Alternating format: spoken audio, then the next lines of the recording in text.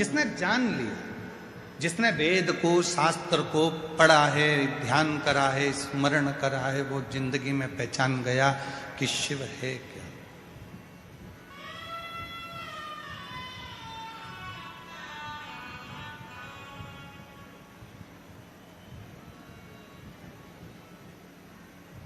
महाराज जी, लोग पूछते हैं आप रुद्राक्ष का उपाय बताते हो, दुर्वा का उपाय बताते हो, बेलपत्र का उपाय बताते हो, गेहूं के दाने का उपाय बताते हो, चावल के दाने का उपाय बताते हो, मूंग के दाने का उपाय बताते हो, काली तिल का उपाय बताते हो, काली मिर्च का उपाय बताते हो।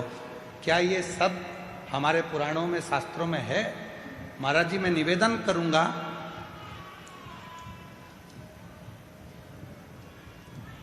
फ्रांस के राजा नेपोलियन ने अपनी वाणी में एक शब्द कहा। नेपोलियन ने कहा कि धरती पर मनुष्य जन्म लेने के बाद तुम्हें जो चाहिए वो तुम्हें मिल सकता है। कैसे? बस तुम्हें जो धरती पर चाहिए वो कहीं ना कहीं, किसी ना किसी पुस्तक में हमारे पुरखों ने लिख दिया है। उस लिखे को तुम अनुभव करना चालू कर दो और तुम्हें दुनिया का सारा सुख प्राप्त हो जाए।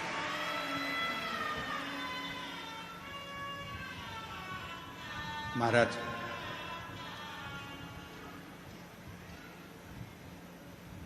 पढ़ना पड़ेगा।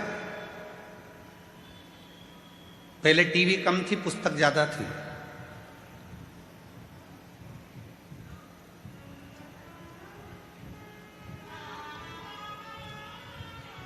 पहले टाकीज कम थे, लाइब्रेरी ज्यादा थी। पहले लैपटॉप कम थे, पुस्तकें ज्यादा थी। पढ़ना पड़ेगा। पढ़ो, अध्ययन करो, एक एक पुराण का अध्ययन करो, पढ़ो। और जिस दिन तुमने पढ़ना चालू कर दिया, हम फिर कहेंगे गीता प्रेस गोरखपुर की सारी पुराणे अपने घर में ले आओ। रोज प्रतिदिन एक एक पुराण का अध्ययन करा करो कि सियोर वाला बाबा दुर्वा चढ़ाने का बोला है तो कहाँ से बोला है, उसको पढ़ो, मिलेगा तुम्हें।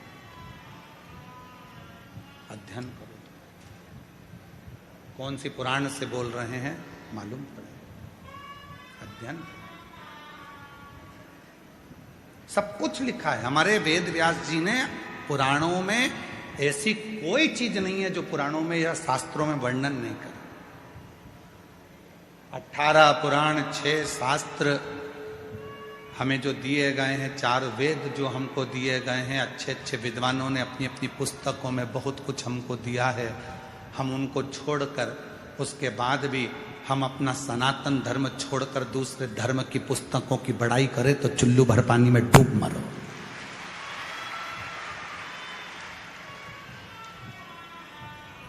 अपने सनातन धर्म की पुस्तकों को छोड़कर, 4 वेदों को छोड़कर, 6 शास्त्र को छोड़कर, 18 पुराणों को छोड़कर, और हमें दूसरा धर्म यदि पसंद आ रहा है कि उनकी उसमें ये लिखा था तो उनके उसमें ये लिखा था तो उनके उसमें ये लिखा था। हमारी पुराणों में, हमारे शास्त्रों में, हमारे वेदों में कम लिखा है।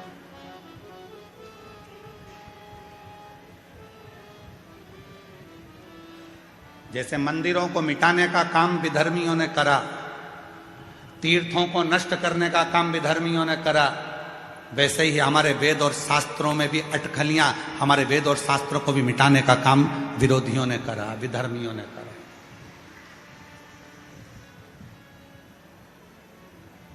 पढ़ता नहीं है व्यक्ति, बस कह देता सियोर वाले महाराज जी ने कहा था, ये करा, वो करा, सियोर वाले महाराज जी ने बोला था कि बेलपत्र को ऐसे चढ़ाना, ऐसे। एक बेलपत्र की डंडी की दिशा की भी मूलता रहती है कि डंडी कहां रखना।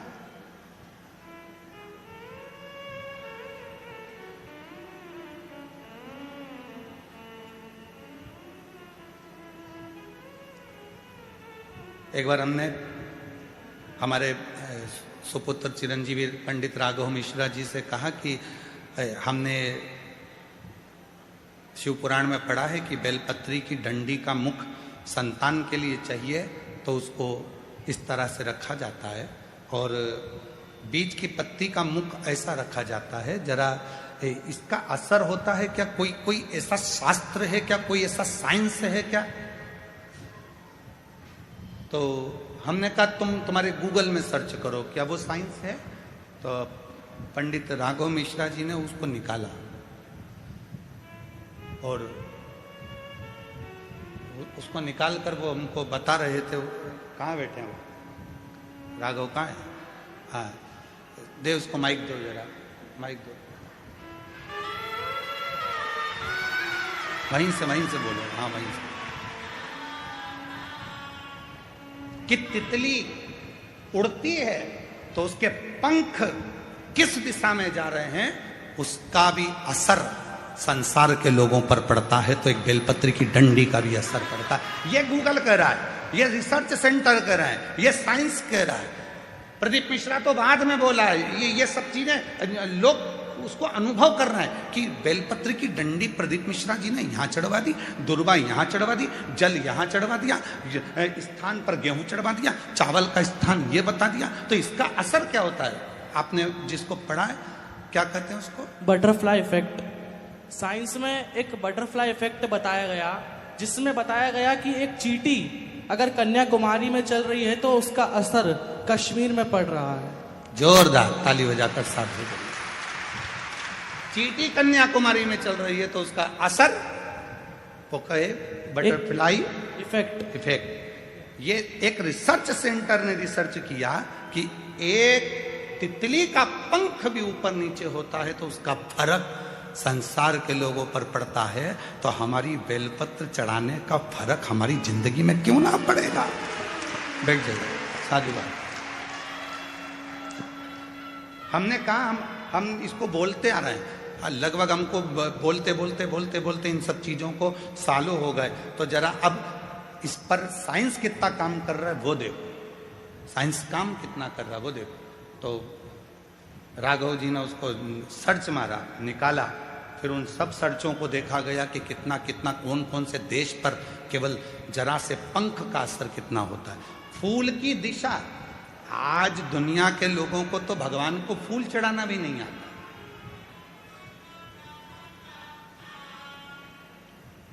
हम आपसे पूछें कि शिव जी को फूल कैसे चढ़ाया जाता है, हम आपसे पूछें कि भगवान को फूल कैसे चढ़ाया जाता है, तो आप फूल दो जरा।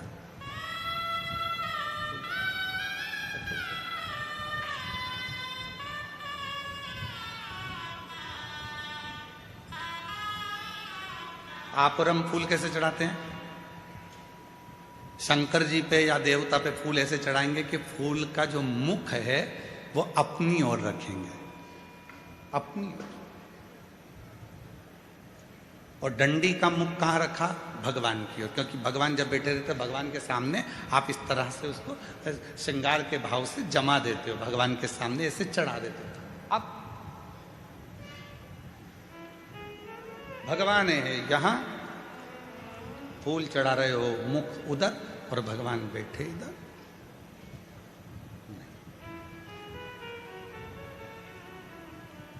डंडी का मुख अपनी ओर हो और फूल का मुख मेरे परमात्मा की ओर हो। परमात्मा किसी को दिया जाता है तो उसको डंडी से नहीं दिया जाता, उसको पुष्प का अग्र भाग दिखाया जाता है। जब फूल का आगे का भाग उसको दिखाते हैं तो वो समझ जाता है कि डंडी में कांटे हैं और इसने अपनी जिंदगी में सारे कांटों को संभाल कर रखा है, तो इसकी जिंदगी को मुझे फूल की तरह कर देना है। वो समझ जाता है, वो समझता है। अब हम परमात्मा को रिझा रहे हैं, रोज मंदिर जा रहे हैं, भोलेनाथ जी कृपा करना, भोलेनाथ जी दया करना, भोलेनाथ जी मैं तेरी शरण में हूँ, शिव जी कृपा करना, संतोषी माता कृपा करना, राम जी कृपा करना, गणेश जी कृपा करना, भवानी कृपा करना। सबने भगवान के सामने फूलों को जमा दिया, श्रृंगार कर दिया, पर फूल का मुख परमात्मा की ओर नहीं करा।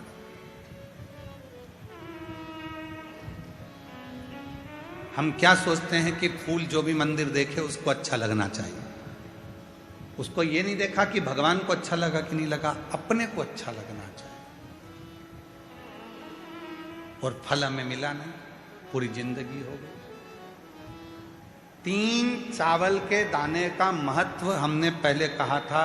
एक रात्रि को 9:15 पर करने वाला उपाय हमने पहले कहा था। आज दुनिया के लोग वो रात्रि के 9:15 वाला जब उपाय करते हैं तो उनको उसका फल क्यों मिलता? एक पत्र आया, अभी हम पत्र ज्यादा पढ़े नहीं क्योंकि थोड़ा समय ज्यादा हो गया था। 2 पत्र पढ़े हैं, अभी पढ़ेंगे जब बीच में कहीं भजन वजन आएगा तो उसमें हम पढ़ लेंगे। हमारा चिकित्सा विभाग कहता है दूध पीना है तो दूध को पीने के लिए खड़े होकर पिया जाता है और पानी को पीना है तो बैठकर पिया जाता है, शरीर के लिए ठीक होता। उसी तरह शिव को जल चढ़ाने का भी तरीका होता है तो शंकर को पुष्प चढ़ाने का भी तरीका होता है, तो शंकर को चावल का दाना चढ़ाने का भी तरीका होता है।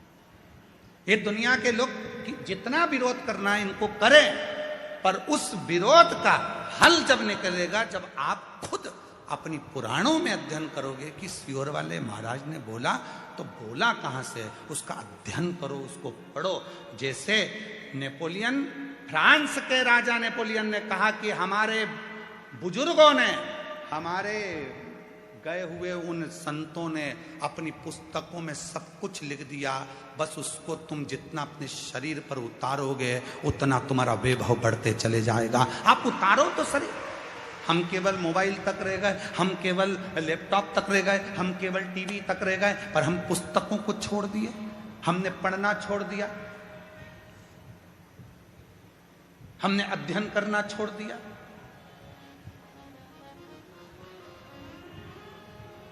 सूरत वाले सोमानी जी बैठे हुए हैं, कहाँ है सोमानी जी? हाँ ये बैठे। सोमानी जी के घर पर हम जब सूरत में गए तो इनका बड़ा पोता बहुत बोलता है और वो बड़ा पोता हमारे पास में आकर बैठ गया और पास में बिल्कुल बाजू में आकर बैठा। उसका फोटो भी हम कल आपको होगा तो दिखाएंगे। बिल्कुल बाजू में आकर बैठा और बाजू में आकर बैठकर पत्र चढ़ाने का तरीका होता है, पुष्प चढ़ाने का तरीका होता है, जल चढ़ाने का तरीका होता है, भगवत भजन करने का।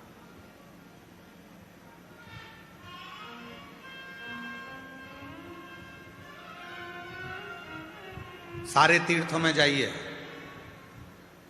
हम मना नहीं करेंगे, वहां तुमको जैसा करना है वैसा करो, पर कुबेरेश्वर धाम की धरा पर आओ तो 5 छोटे छोटे कंकर बीन कर उसकी आराधना साधना कर कर बैठ कर 108 बार श्री शिवाय नमस्तुभ्यम कहो।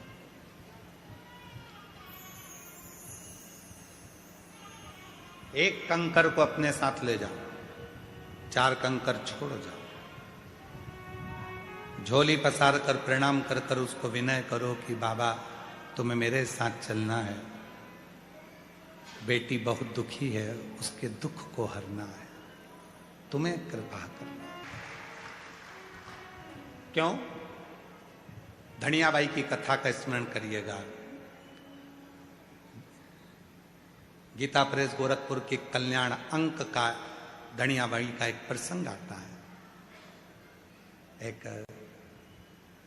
हरियाणा की रहने वाली धनिया जो शिव के मंदिर जाती थी, पूरे गांव के लोगों के पास में गाय भैंस सब थी, धनिया के पास में कुछ नहीं था। कल्याण का ये अंक और कल्याण अंक का ये विश्वास की कथा जरा ध्यान दीजिए। धनिया के पास में ना गाय थी ना भैंस थी, कुछ भी नहीं था, क्योंकि धनी नहीं था तो होगा क्या। पर शिव की भक्ति बहुत थी, शंकर की भक्ति। और शिव भक्त की जो भक्ति होती है इसकी परीक्षा बहुत होती है। धनिया के पास कुछ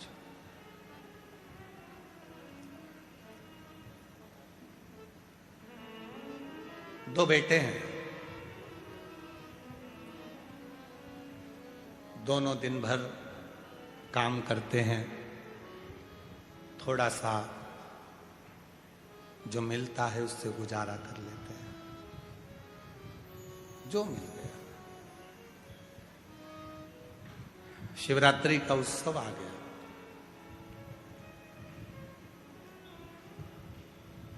मंदिर के अंदर सारे मंदिर वालों ने निर्णय ले लिया कि कल बाबा को 1.25 कुंटल दूध चढ़ाया जाएगा और दूध लाना जरूरी है। अगर दूध लेकर नहीं आए तो कल हम तुम्हें बाबा के दर्शन भी नहीं कराएंगे और अंदर भी नहीं जाने देंगे। जो दूध लेकर आएगा वो आगे बैठेगा, जो दूध लेकर आएगा वो अग्रण्य हो,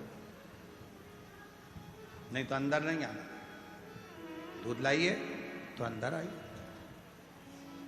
धनिया आज मंदिर नहीं गई। बेटों ने पूछा, मां तू मंदिर नहीं गई? हाँ। क्यों? वो घर में दूध नहीं है ना। तो दूध नहीं है तो दूध से मंदिर का क्या मतलब? आज तो शिवरात्रि है, तुझे तो मंदिर जाना चाहिए। दूध नहीं तो दूध से क्या नहीं। वो मंदिर में सब ने बात करी कि कल मंदिर में जल वही चढ़ाएगा या मंदिर में वही आएगा जिसके पास में दूध हो, और वो दूध लेकर आना। वो दूध लेकर आना।